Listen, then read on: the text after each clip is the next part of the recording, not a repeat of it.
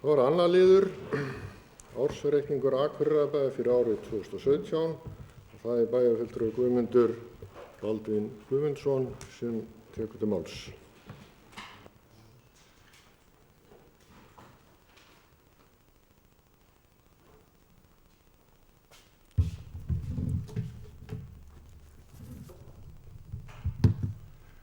Forseti, ágætu bæjarfulltrúar.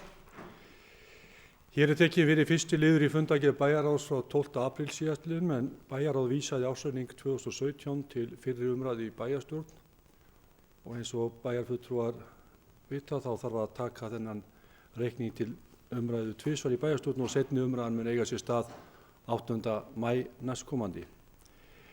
Ég mun svona í byrjun fara bara yfir helstu tölur í ársreikningnum eins og hann og gera svipað og ég hef gert á liðnum árum að fara svo svolítið aðeins yfir rekstur A-hluta sem sá hluti ársreikningsins sem að heyrir undir okkur bæjarstjórn beint og við höfum svona meira með að segja vegna þess en eins og menn vita þá eru í samstæðunni í B-hluta fyrirtækjum koma höfnin, Norðurorka, öldrunarheimilin og fleiri fyrirtæki inn í reksturinn. En ef við bara rennum aðeins í gegnum reksturinn og glærurnar þá sjáum við að skatttekjur ársins 2017 voru tæpir 11 milljarðar, framlög jöfnunarsjóðs tæpir 3,2 milljarðar og aðrar tekjur tæpir 3,8 milljarðar. Samtals voru rekstrartekjurnar þannig tæp 17,9 milljarðar rúmir. Laun og launatönd gjöld voru 10,3 milljarðar rúmir. Hækkun lífeyrisskuldbindinga var 1.527 milljónir, annar rekstrarkostnaður var 5.339 milljónir króna og afskriftir 832 milljónir rúmar. Þannig að rekstrargjöld voru samtals 18 milljarðar og 53 milljónir og 68.000 svo við séum nú nákvæman á þessu. Fjármagnsliðir voru 389 milljónir í mínus og rekstrarniðurstaða ársins var 530 milljónir 572.000 krónur í mínus sem og ef við sjáum þarna inn á glærunum okkar þá erum við með til samanburðar árið 2016 þar sem rekstrarniðurstaða A-hluta var 340 milljónir tæpar. Ef við svo skoðum þetta samanborið við áætlun þá sjáum við að rekstrarniðurstaða ársins var 530 milljónir 572 eins og áður sagði en hins vegar var áætlunin gerði ráð fyrir tap upp á 267 milljónir og 19.000.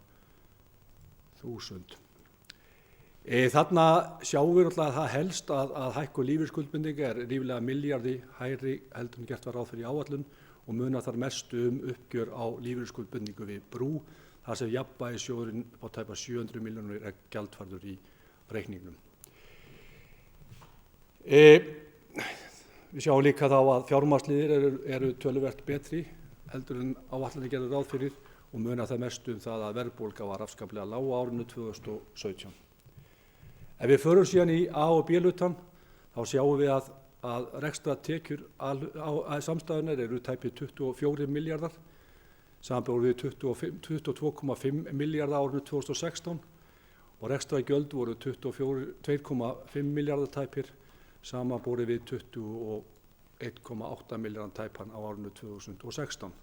Fjármagnsliðir ársins 2017 voru 851.762.000 í mínus.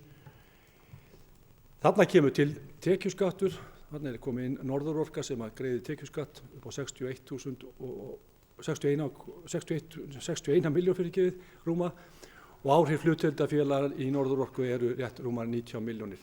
Þannig að rekstrarniðurstaða A- og B-hluta, það er samstæða Akureyrarbæjar, jákvæður 556.795.000 sem töluvert betri árangur heldur en í fyrra þegar reksturinn var í mínus 80 milljónir rúmum.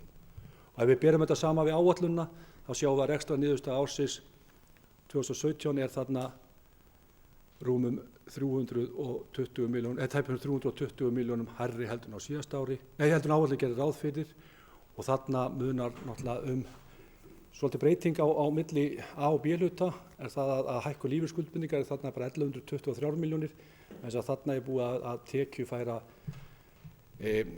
uppgjör lífeyrisskuldbindinga frá ríkinu vegna öldrunarheimilina sem hefur þá áhrif á lífeyrisskuldbindingana í samstöðun til lækkunar, þannig að hún er aðeins lægri, hún er 400 milljónum krónum lægri heldur en í A-hlutanum. Þannig að ef við horfum bara á rekstrarniðurstöðuna þá fyrir heildina getum við sagt að hún sé mjög viðunandi. Við erum að gera betur en áætlanir gera ráð fyrir. En hins vegar það þannig, og ég mun koma þarna inn á það síðar í máli mínu, að lífeyrisskuldbindingar hafa verulega áhrif á reksturinn hjá okkur og hafa haft á umliðnum árum og svona kannski svolítið eitthvað sem að við eigum ofsalega erfitt með að ráða við. Það ágæta fólk sem situr hér í bæjarstjórn að sýsla með það að reyna að ná sem bestri rekstrarniðurstöðu, að þá það alltaf svolítið háð í hvernig lífeyrisskuldbindingarnar koma eiginlega bara að hitta okkur svona í lok árs. Ef við förum aðeins yfir eignirnar þá byrjum við á A-hlutanum. Að varanlegir rekstrarfjármunir eru 24,7 milljarðar rúmir, áhættufjármunir og langtímakröfur eru 547 milljónir og veltufjármunir eru 3,8 milljarðir rúmir. Eignir eru samtals rétt rúmlega 29 milljarðar, samanborið við 27,6 milljarða á árinu 2016. Flöttum yfir á eigið fé og skuldir og þá sjáum við að eigið fé er 11,8 milljarðar, 11 milljarðar 862 milljónir rúmar. Lífeyrisskuldbindingar sem ég ræddum áðan eru orðnar 3 milljarðar rúmir.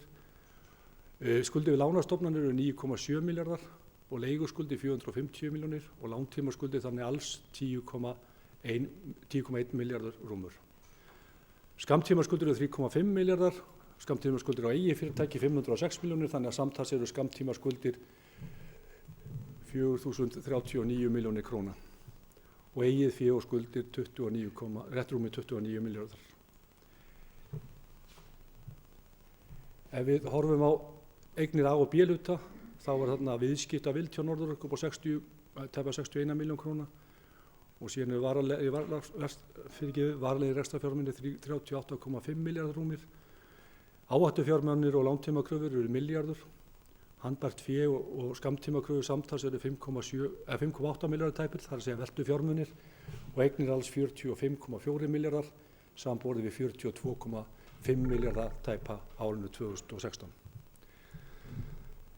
Eigið fé og skuldir hjá A og B-hluti er þannig að eigið fé er tæpir 19,9 milljarðar, lífeyrisskuldbinding 3,5 milljarðar tæpir, tekjuskattsskuldbinding upp á 156 milljónir og við sjáum að skuldir við lánastofnanir eru 14,7 milljarðar rúmir, leiguskuldir 450 milljónir og samtals eru langtímaskuldir 15,2 milljarðar tæpir. Næsta árs afborgan langtímaskulda eru 2,7 milljarðar og munar það mest að það er eingreiðsla hjá Norðurorku vegna kúluláns sem að Norðurorka yfirtók við yfirtöku á frávetunni og kemur til greiðslu síðar á þessu ári. Aðrar skammtímaskuldir eru 4 milljarðar tæpir og skammtímaskuldir alls eru 6,7 milljarðar rúmir og eigið fé og skuldir stemma náttúrulega við eignirnar 45,4 milljarðar rúmir. Ef við förum aðeins að sjóðstreyminu þá er rekstrarniðurstaða ársins hjá A-hluta mínus 530 milljónir. Þarna tökum við leiðréttum við fyrir hagnað vegna sölu eigna, afskrifta, verðbóta og hækkun á skuldbindingu. Þannig að veltufé frá rekstri er samtals 1924 milljónir samanborið við 628 milljónir á árinu 2016. Breytingar á skammtímaliðum eru 146 milljónir þessu ári, þannig að handbært fé frá rekstri eru 2 milljarðar og 71 milljón samanborið við 968 milljónir á árinu 2016. Ef við skoðum aðeins fjárfestingarna þá sjáum við að fjárfestingar í varanlegum rekstrarfjármunum eru 1 milljarður og 50 milljónir. Við erum með söluverð seldra rekstrarfjármunum upp á rétt rúma 2 milljónir og aðra fjárfestingarhreyfingar eru tæpa 19 milljónir króna og fjárfestingarhreyfingar samtast í 1030 milljónir tæpar. Afborgan langtímalána eru 551 miljón og aðra fjármögnunarhreyfingar 54 milljónir, þannig að fjármögnunarhreyfingar netto eru 496 milljónir og breyting á handbæðisfé árinu 2017 A-hluta eru þannig 545 milljónir tæpar. Árinu 2016 var þessi breyting 52 milljónir rúmar. A og B-hluti þá sjáum við að rekstrarniðurstaðan er jákvæð á 556 milljónir. Þegar tillitið tekið til hagnaðar af sölu eigna, afskrifta, verðbóta og annarra og hækkunar skuldbindinga og annar liða, þá sjáum við að veltufjárhæð rekstri hjá samstæðinu er 3,3 milljarðir rúmir, samanborið 2 milljarða 863 milljónir á árinu 2016. Breytingar á skammtíma liðum er þarna 102 milljónir þessu ári og handbært fé frá rekstri 3,4 milljarðar rúmir, samanborið 2,2 milljarða á árinu 2016. Fjárfesting í varanlegum rekstrarfjármunum er tæpir 3 milljarðar hjá samstæðunni. Söluverð hjá seldra rekstrarfjármuna er 2 milljónir rúmar, eða tæplega 3 milljónir skulum við segja, og aðra fjárfestingarhreyfingar eru neikvæðar 20 milljónir. Þannig að fjárfestingarhreyfingar samtals eru 3 milljarðar og 1 milljón betur. Það er tekið ný langtímalán hjá Norðurorku, þannig að langtímalán eru hjá samstæðunni 655 milljónir rúmar. Afborgan langtímaskulda eru 719 milljónir og aðra fjármögnunarhreyfingar 134 milljónir, þannig að fjármögnunarhreyfingar nettó eru 70 milljónir króna. Samanborið, ég ætla að segja bara næsta að breyting á handbærtafé var 474 milljónir króna á árinu 2017, samanborið 832 milljónir neikvæðar á árinu 2016. Þá erum við búin að ljúka þessari helstu upptalningu úr rekstrar eða ársreikningnum. Hann er náttúrulega töluvert viðamikill eins og þið sjáið og þið eru búin að fá í hendur, við erum bæði búin að fá í hendurnar reikningi fyrir A-hlutann og síðan fyrir B-hlutafyrirtækin, ársreikningin í heild sinni og fyrir B-hlutafyrirtækin og skýringarnar, ég ætla ekki að fara neitt í þær eru ítarlegar og bæjarfulltrúar væntanlega búin að kynna sér og þetta verður náttúrulega sjálfsögðu sett á netið þegar þeir eru frágengnir. Ég ætla kannski ekki að eyða miklu tíma í það, en hins vegar hef ég haft það á venju að fara yfir helstu tölur í A-hlutanum, það er að segja A-hlutin er sá hluti ársreikningsins sem snýr að okkur bæjarfulltrúum og við höfum mest með að gera. Eins og ég sagði áðan þá er í B-hlutanum eða í heildinni þá koma inn rekstur Norðurorku, Hafnarsamlagsins, öldrunarheimilina, strætisvagna og fleiri, en við höfum það sem snýr að okkur er A-hlutin og kannski rétt í sérstaklega vegna þess að þetta er nú síðasta ársreikningur sem við erum að fara yfir saman á þessu kjörtímabili, þá kannski ágætt að fara yfir það. Ég hef haft þetta venju og kannski þá bara bætt í tölurnar, það er að segja ár frá ári, og ég held að sé ágætt fyrir okkur aðeins að horfa á þessa tölur aðeins til átt okkur á heildartölum. En ef við byrjum á rekstrarniðurstöðu á föstu verðlagi þá sjáum við það að afkoman er neikvæð upp á 530 milljónir og 572.000 á þessu ári og er þarna rauði kassinn á myndinni. Við sjáum að þetta er nú hefur ekki kannski verið bjart yfir þessu öll þessi 8 ár sem ég er að tína til þarna. Þetta er sem sagt 2 síðustu kjörtímabil. Ég hef getað að fara lengra aftur en það er ekki ástæða til að tína það mikið til. En þarna sjáum við að árið 2010 erum við með hagnaðartölu og svo erum við með tölu við að hagnaðartölu 2013, en þá er náttúrulega munar tölust miklu hagnaðarsölu fráveitunar sem var minnir 500 milljónir tæpar. Þannig að þá segir maður oft, þetta er kannski tölur sem er kannski beint samanburðarhæfar, en ef við aftur í móti förum á næstu glæru og skoðum þá rekstrarniðurstöðu án óreglulega liða og lífeyrisskuldbindinga og þessar tölur eru allar bornar saman á föstu verðlagi, þá sjáum við kannski hvernig þróunin hefur verið. Það er rauninni bara óreglulega liður á árinu 2013 þegar það var söluhagnaður, en það náttúrulega eru lífeyrisskuldbindingar sem hafa verulega áhrif á reksturinn og það hefur gerst með auknum þunga núna á síðustu árum vegna ýmissa þátta er snúa að tryggingafræðilegum uppgjörum og lífeyrisskuldbindingum.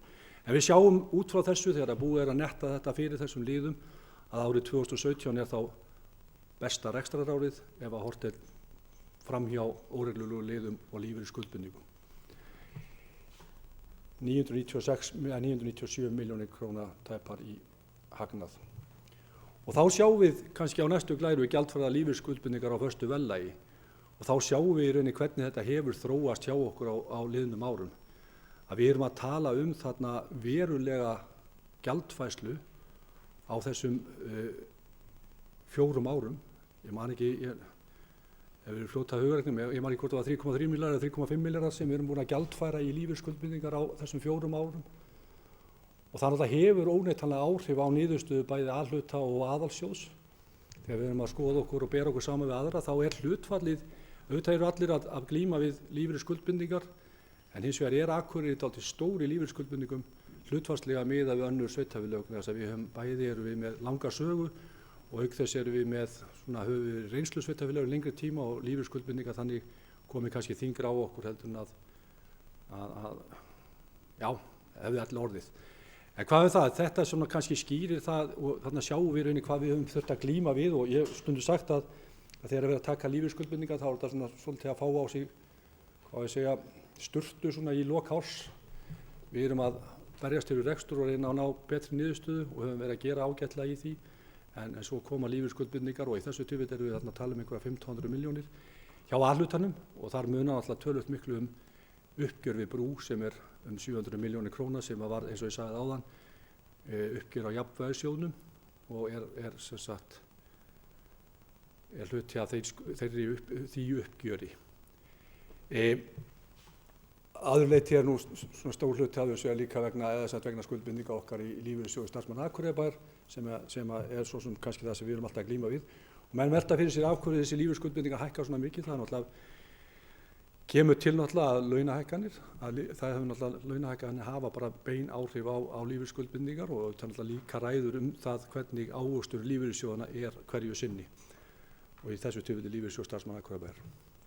Ef við förum aðeins og skoðum veltum við fyrir á rekstri á föstu verðlagi þá sjáum við að enn og aftur að hvernig batamerkin eru. Við erum að sjá þannig 2016 og 2017 svona rísa upp og eru töluvert betri heldur á undanliðnum árum. Þannig að það svona, skal ég segja ykkur jákvætt og veltum við fyrir rekstri 1924 milljónir rúmar. Og ef við horfum á hlutföllin og eins og menn muna sem eru búin að vera með mér í bæjarstjórn á liðnum árum þá hef ég alltaf talað fyrir því að mikilvægt að væri þetta og það náttúrulega það sem sambandið tala fyrir að þetta hlutfall sé yfir 7,5% og það eitthvað sem við höfum verið að ná. Við fórum í lægð 2015, við tókum til í rekstri, gerðum góða hluti að mínu mati, aðgerðahópurinn sem settur var hér á laggirnar skilaði ágætlega frá sér og það skilar. Við höfum líka bætt upplýsingagjöf til kjörinna fulltrúa og erum að fylgjast betur með þeim rekstri sem við erum með. Þannig ég auðvitað má náttúrulega ekki gleyma því að efnahagsástandið batnaði í landinu og auðvitað má ekki gleyma því að flest sveitarfélög að gera betra mót á þessu ári heldur en verið hefur. En það þarf líka að geta þess að Akureyrarbær töluvert stórt sveitarfélag með flókinn rekstur og það mörg að hyggja og ég tel okkur að hafa bara gert ágætlega í því ef ég má bara vera pínu ánægður með okkur. Langtímaskuldir á föstu verðlagi, þarna sjáum við hvernig þær hafa þróast frá árinu 2010 og við sjáum að mesta breytingin verður á árinu 2012 til ársins 2013 en þá eins og fram kemur þá seldum við Norðurorku fráveituna og skuldir A-hluta lækkuðu þá en við höfum síðan smátt og smátt verið að vinna þetta niður og langtímaskuldir eru í árslok 2017 10 milljarðar og 152 milljónir. Þessar tölur eru náttúrulega eins og ég segi, þetta lok árs 2017.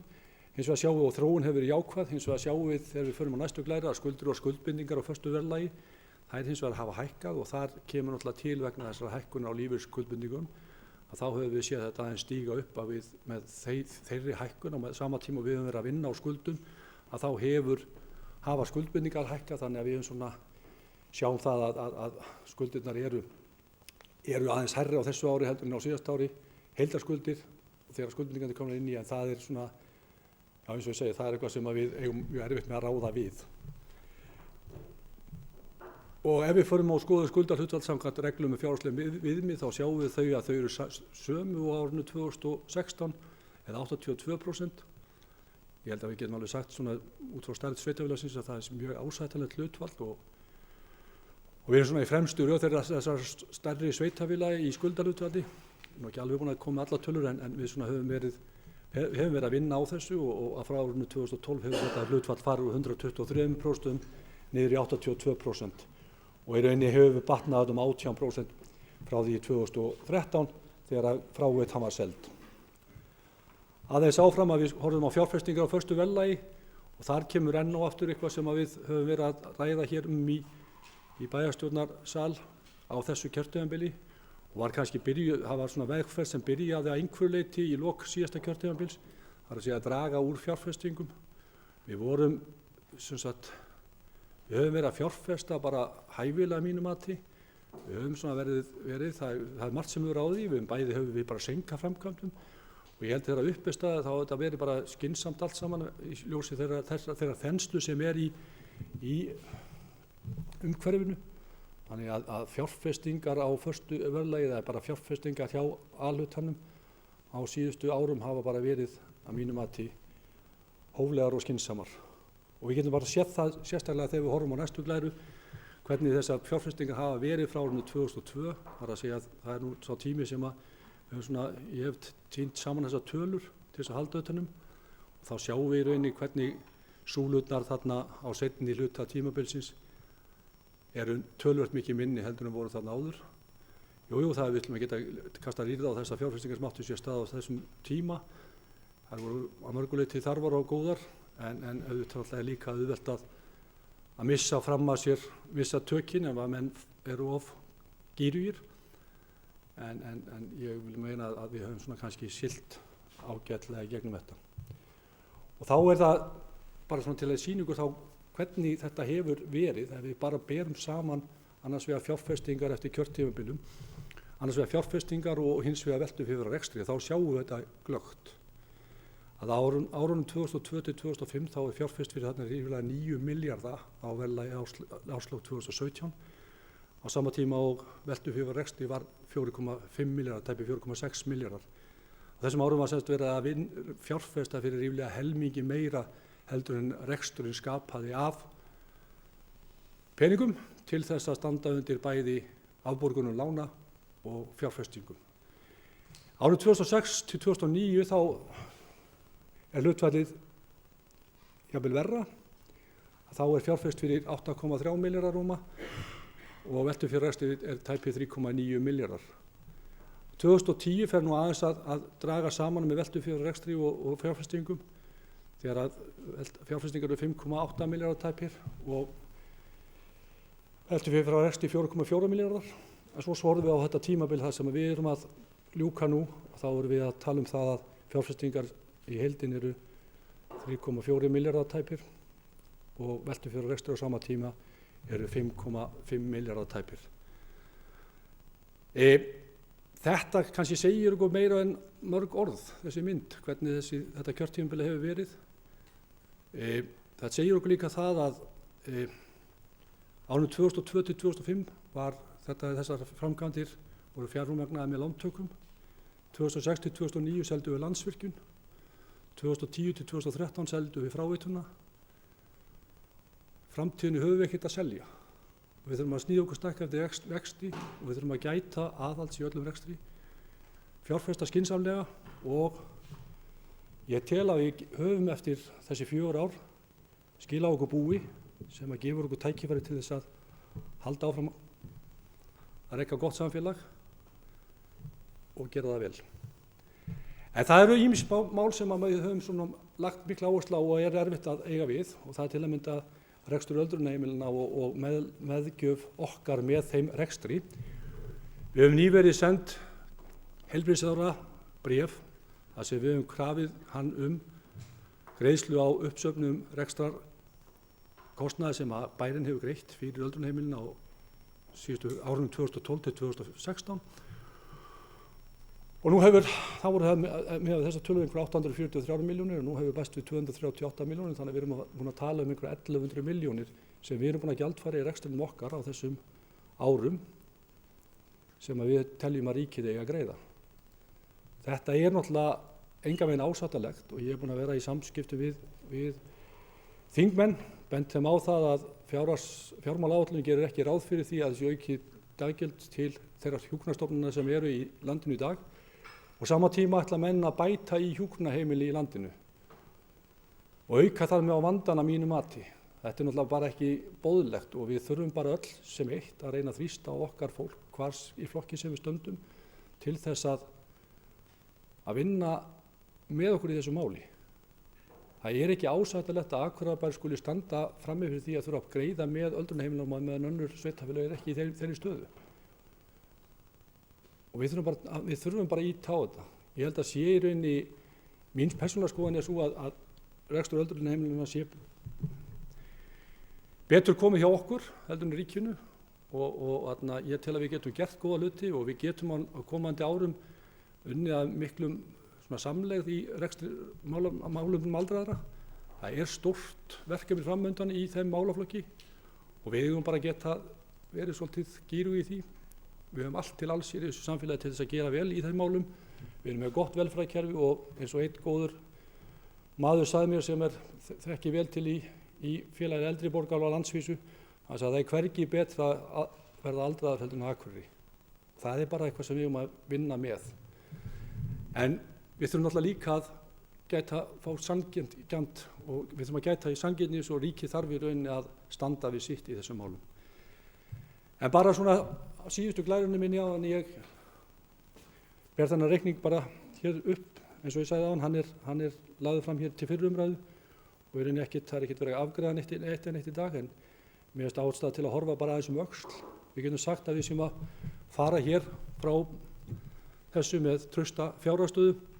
Skuldahlutfall hefur lækkað, veltufjárhlutfall hefur batnað, við höfum sýnt skynsemi í fjárfestingum, við höfum bætt upplýsingagjöf til bæjarbúa og líka til kjörinna fulltrúa og eins og ég vil ljúka orðunum, þá getum við gengið sátt frá borði. Ég vil meina að þegar við stóðum frammi fyrir því og af því þetta er síðasta ársreikningur sem við kynnum á þessu kjörtímabili og þarna hefur alltaf samt sem áður boðið mig fram til þess að kynna það frekar í framtíðinni, en það kemur bara í ljós hvernig það fer. Ég held hins vegar að við getum gengið frá sátt frá borði eins og ég sagði, meirihlutinn lagði upp með ákveðið verkefni. Þegar við horfum yfir það verkefni var eitt af því sem við lögðum upp með, það var það í rauninni að reksturinn yrði traustur og við myndum sjá árangur í þeim efnum.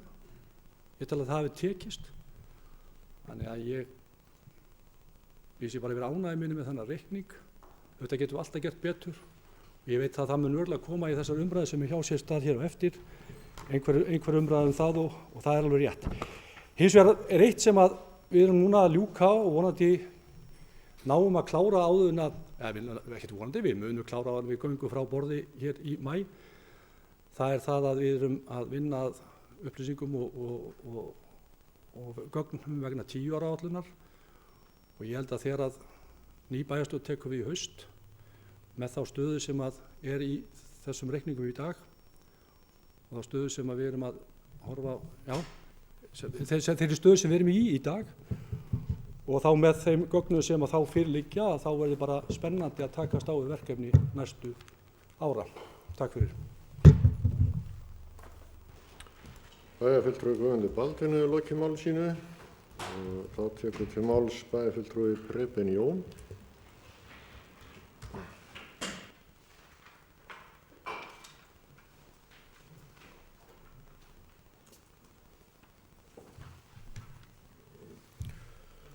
Virðulegur forseti, Gunnar Gíslason og aðrir bæjarfulltrúar.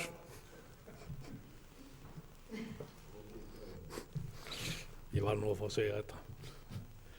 Ég vil þakka bæjarfulltrúa Guðmundi Baldvin fyrir ágætis yfirferð. En langar aðeins að koma aðeins inn í þessu umræðu.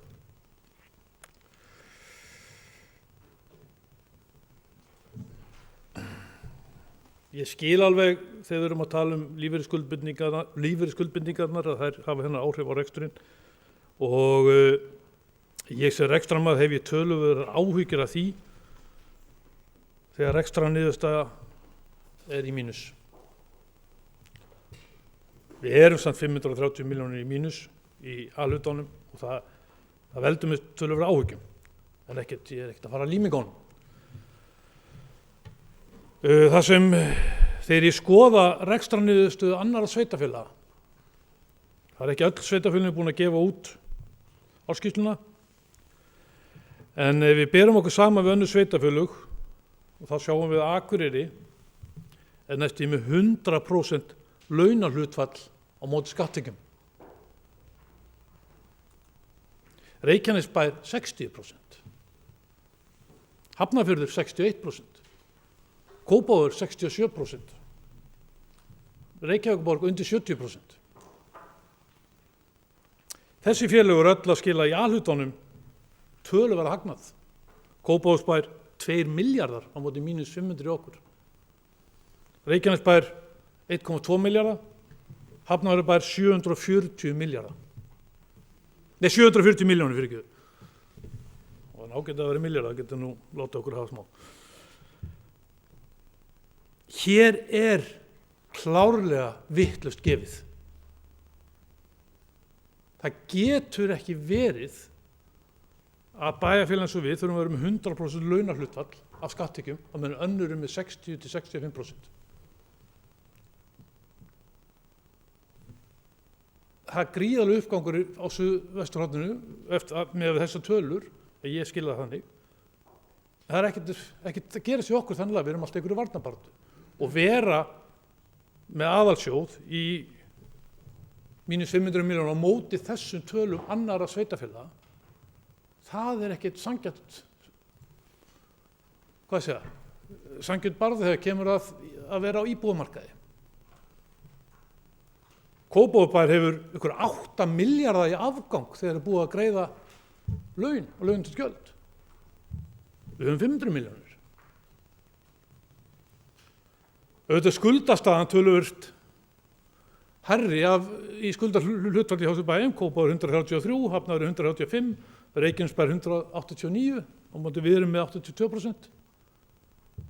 Kópavogur var hæst í 245%. Og Reykjanesbær er mann rétt ykkur 300%. En það getur verið, þá ég ætla að fara að mæla til þess að maður taki lán, það getur verið ágætt að taka 5.000 krónur lán ef maður fær 7.000 krónur í tekjur af því. En allavega, ég er ekki alveg búinn að átta mig á, kannski getur verið útskýrt fyrir mig af hverju við erum með 100% launahlutfall á meðan önnur sveitarfélög geta verið með 60-65%. Hér hlýtur að vera eitthvað skattgefið. Reykjavíkurborg með 67%. Og við erum að tala um að við séum í sama hlutverki og Reykjavíkurborg sem svona höfuðborgarsyndrom. Ég veit ekki svar, kannski er þetta bara einfalt svar. Þá býstu velverningar á smatusundum. Nú, þessi félög líka sína ágætis veltu fjármuni frá rekstri. Kópavogur 3, Reykjanesbær 3,2 milljarðar veltu fjármunir, Hafnarfjörður 2,6, við erum með 2 milljarða. En þetta var nú svona vangavelt sem ég var að velta fyrir, svo var svona frekar undrandi að sjá þessa stöðu því að þarna er bara ójafnt gefið, landshlutinn versus höfuðborgarsvæði. Við munum aldrei sofna þessum verði og við verðum að fá okkur innspýtingu inn í samfélagið með einum öðrum hætti, ef við ætlum að standa á samkeppni við þessi sveitarfélög. Nú, ég fór að skoða yfirlit yfir lykiltölur og þar langar maður að spyrja varðandi félagsþjónustuna. Er minni eftirspurn eftir félagsþjónustu í samfélaginu? Erum við að ná ótrúlega góðum árangri?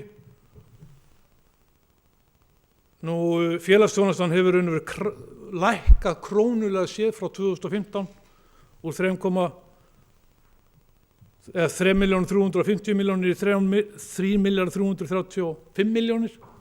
Samkvæmt þessu tölum var 27% skatthlutfalli 2015 og komin í 22,5 núna. Erum að skera verulega niður í þessum lið meira heldur en við getum eða er bara eftirspurnin bara minni? Skólamál, fræðslu og uppeldismál voru 82% af hlutfallatekjum 2015, 48% fyrir ekki 2015, 46,2% 2016 og eru konir 45,8% 2017. Sömu sögu er að segja í æskulýðs- og íþróttamálum. Nú, ég hef ágjörð þessu tölum. Ég hef ágjörð því að því þarna hefur gríðarlega launahækkanir orðið. Og við erum komið inn á skólamálinu eftir. En þetta er bara vangavel sem ég hef verið að velta fyrir mér. Nú, þarna er sennilega sá hópur sem þarf einna mestu aðstoð sveitarfélags að halda. Og ég ætla bara að fá að vitna í Kim Lassen, ágætan vin minn og félaga, þó ég vildi gjarnan geta sagt það, en eins og hann sagði, til hvers eru stjórnvöld ef það er ekki til að halda utan veikasta hlekk samfélagsins. Sá sterki mun alltaf sjá sig sjálfur. Þannig að ég vil bara spyrja félagsþjónustuna hvort að það sé raun og veru minnkun á eftirspurn. Ætlum að bregðast við í skólamálum að við fáum svona svipað hlutfall á móti skatttekjum. Við erum konur í 45%. Eins í íþrótta- og æskulýðsmálum. Allan samkvæmt þeim tölum sem koma fram í skýringum í ársreikningi. En annars vil ég þakka góð umræðu og við komum aftur inn á þessu umræðu í annar umræðu. Þetta voru svona mínar vangaveltur. Takk fyrir. Bæjarfulltrúi Preben Jón hefur lokið máli sínu.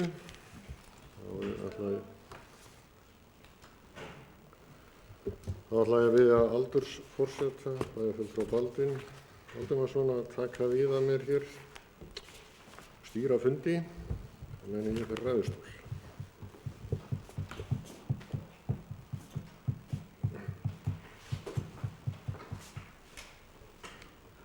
Bæjarfulltrúi Gunnar Gíslason tekur til máls.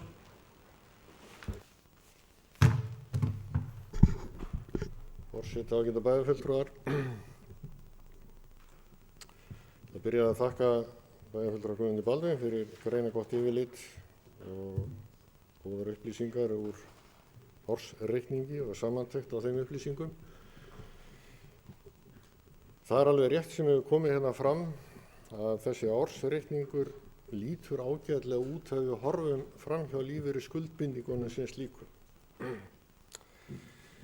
Það er náttúrulega gríðarlegt högg í sjálfu sér að fá hækkun upp á rúmlega 1 milljarð í A-hlutann vegna lífeyrisskuldbindinga og þó að stærstu hlutin af því sé vegna þessa samkomulags við Brú þá er samt þarna verulega hluti líka einar 400 milljónir sem koma til vegna hækkunar á lífeyrisskuldbindingum hjá Lífeyrissjóði Akureyrarbæjar. Og mér langar bara til að nefna það hér aðeins að við fengum verulega háa endurgreiðslu frá ríki vegna lífeyrisskuldbindinga hjá starfsmönnum Akureyrarbæjar sem heyra undir ríkið. En það var mat tryggingastarffræðings að við yrðum að afskrifa þar eða beita ákveðinni varúðarreglu upp á 290 milljónir. Þannig að við gátum ekki fært það allt til tekna sem þýðir það náttúrulega að viðkomandi upphæð færist yfir á Akureyrarbæ. Þetta er náttúrulega mjög skrítin staða og það þrátt fyrir verulega innspýtingu í lífeyrissjóðinn upp á rúmar 1200 milljónir ef ég man rétt í ársreikningi, þá lækkar raun og veru lífeyrisskuldbinding Akureyrarbæjar eða sá framreiknaði halli sem er á honum í framtíðinni ekki neitt. Hann er áfram 7 milljarðar sem er ekki komin nema litlu leyti inn í bækur Akureyrarbæjar. Þetta er náttúrulega alvarlegt mál og það er mjög erfitt og ég get alveg tekið undir það með bæjarfulltrúa Guðmundi Baldvin að það er mjög snúið að vera í rekstri með þetta alltaf á baki. Það sem að við erum kannski að horfa á í svona reikningi líka, það er að tekjurnar eru að hækka verulega frá áætlun, eða 5,6% eins og mér reiknast til. Íbúum fjölgaði 299, stöðugildum fjölgaði aðeins 5 í samstæðinni, 3 í A-hlutanum. Og þegar maður horfir á þróun stöðugilda hjá bænum undanförnum árum, þá hefur stöðugildum fjölgað mun minna heldur en íbúum, þannig að hlutfall starfa hjá Akureyrarbæ af heildarfjölda íbúa hefur lækkað. Það hefur að sjálfsögðu áhrif á reksturinn þegar svo vegna þess að við erum í raun að fá meiri tekjur inn á móti heldur minni launakostnaði allavega hvað varðar fjölda stöðugilda. Og þetta hefur áhrif til batnaðar. Það líka alveg rétt að það hefur verið farið varlega í fjárfestingar og framkvæmdir, kannski full varlega á köflum, en það eitthvað sem við getum tekist á annars staðar. En það kannski bara líka full ástæða til þess að við erum ekki að eyða of miklu þar vegna þess að það var raun og veru búið að fara í gríðarlega uppbyggingu á fyrsta áratug þessar aldar. Það var bæði byggt mikið af skólum, það var byggt mikið af leikskólum, það var ráðist í byggingu hofs og þar fram undir götum. Þannig að það liggur náttúrulega ljóst fyrir að þörfin hefur ekki verið eins rík núna síðustu árum eins og áður. Og það bara líka ágætt og það hefur gefist á tækifæri til að lækka skuldir bæjar eins og kemur fram varðandi skuldahlutfallið. Það hefur stórlega skánað. Veltufjárhlutfallið náttúrulega mjög stór þáttur í þessu og veltufé fyrir rekstri og það gefur okkur þá tækifæri til að skoða hversu mikið við getum fjárfest eða greitt niður skuldum. Og það alveg hárrétt, þar stöndum við ágætlega. Ég get alveg tekið undir vangaveltur bæjarfulltrúa Prebens hérna áðan varðandi það hvernig launahlutfallið hjá okkur. Við höfum nú oft bent á það að hlutfall reksturs af tekjum það sveiflast aðeins til og frá með tilliti til þess hvort tekjurnar hækka mikið umfram kostnað. Það ekkert óalgengt.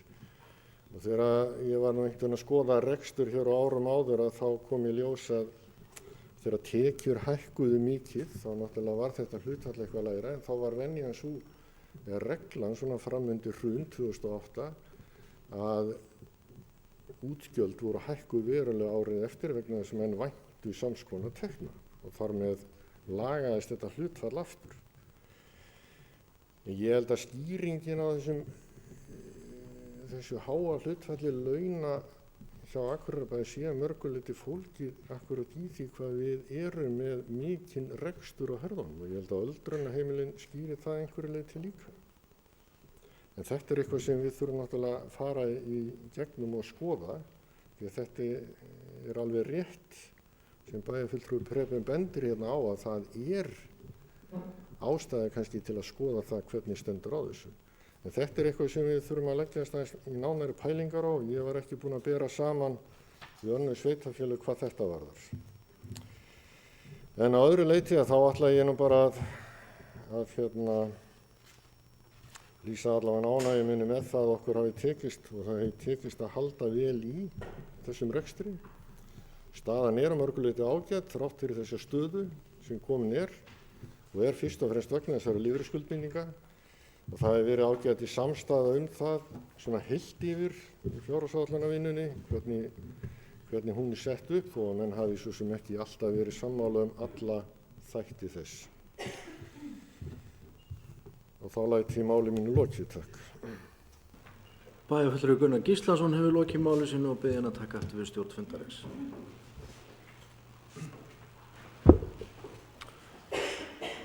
Orðið laust.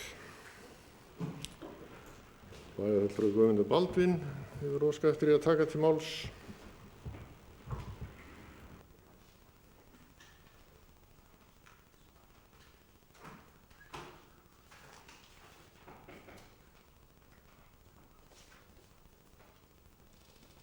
Forseti, ágætu bæjarfulltrúar. Bæjarfulltrúi Preben kom inn á ágætja hluti. Hann búinn að vera að velta fyrir sér ekstra niðurstöðu annarra sveitarfélaga og það alveg rétt sem að kemur fram í máli hans að þetta svolítið svona skakt einhvern veginn ef maður horfir á það þannig.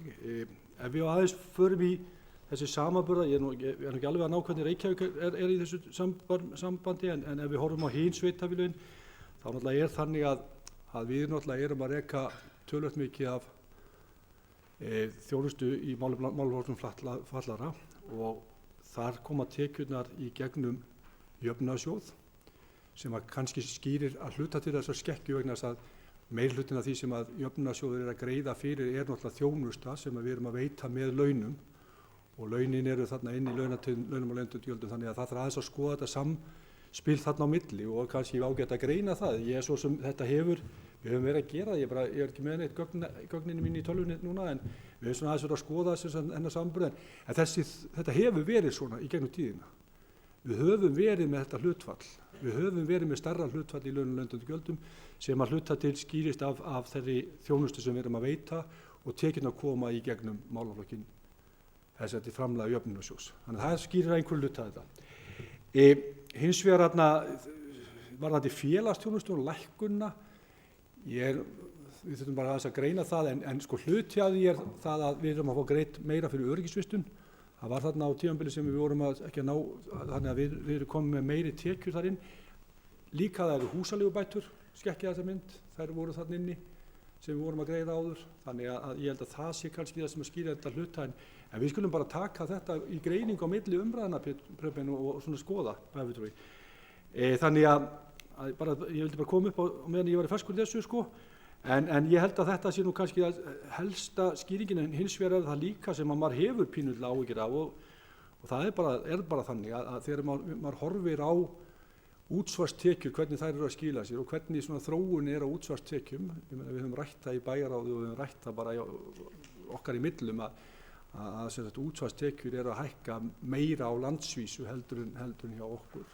Það er bara þannig og sérstaklega á höfuðborgarsvæðinu, það sem við sjáum, ef ég man rétt að þá voru útsvarstekjurnar okkar að hækka með einhverjar 7,3% á milli ára, milli 7-8%.